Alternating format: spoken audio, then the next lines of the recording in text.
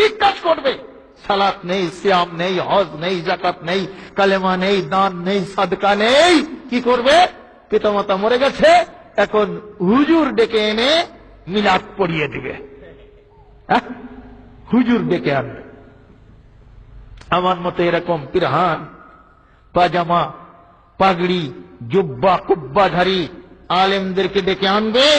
আসলে তারা একখান মোনাজাত করে দেবে, হায় আল্লাহ, আজকে সাহেবে দাওয়াত যেই উদ্দেশ্য করে আমাদেরকে ডাক দিয়েছেন, আল্লাহ বাবু তার পিতা মাতা অন্ধকার গহীন কবরে শুয়ে আছে, আল্লাহ সারা দুনিয়ার খবর পাই গো, 3.5 হাত মাটির নিচের খবর কোনদিন আমরা পাইলাম না। আল্লাহ গো, আজকে এই সাহেব দাওয়াত এই বাড়িওয়ালার পিতা মাতাকে তুমি মাফ করে দিয়ে জান্নাত খুশনসিব করে দাও। এভাবে হুজুর কাঁদতে শুরু করে মোনাজাতের ভিতরে। আমি আপনাদের কাছে একটা পরীক্ষা দেব।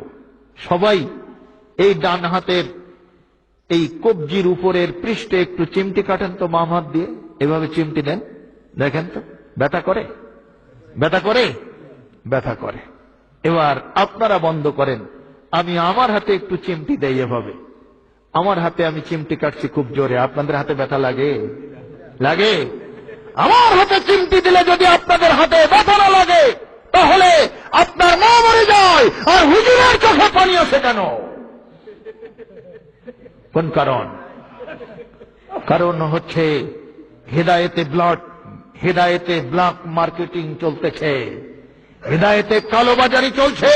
পকেট সাফ করার পায়তারা করে একদল সত্যান্বেষী হুজুর, সত্যান্বেষী আলেম ওলামা এভাবেই মিলাদ চলহাম 40 প্রতিষ্ঠা করে সমাজের মানুষকে তাদের পকেট সাফ করতেছে, তাদের হাত থেকে অর্থ অবৈধভাবে লুটে নিচ্ছে।